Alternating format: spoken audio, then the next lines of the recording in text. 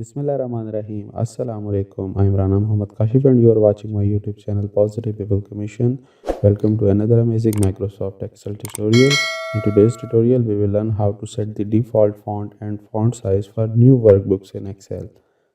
Oftenly, we may have preference for a specific font. So let's move on to set a default font in Microsoft Excel. Excel uses the very nice Calibri font by default in Windows, but if you would like to use a different font or change the default size, you can easily adjust the settings in the Excel options screen. So let's move on. Start by clicking the File tab. On the Backstage screen, click Options in the list of items on the left. Make sure the general screen is active, then select the font you want as the default from the Use this as the default font drop down list. I will select Times New Roman as the default font. Okay, and to select a different font size as the default size, select a size from the font size drop down list.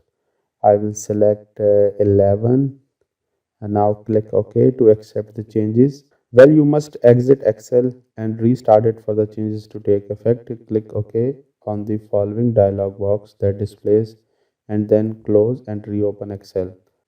Now you will see your chosen font and size as the defaults for all cells on all worksheets and any new workbooks you create in Excel.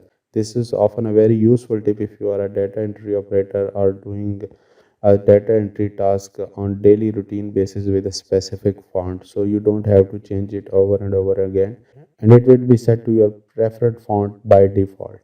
You can always change the font using the home tab on the ribbon as well, but it's only for the selected cells on the current worksheet.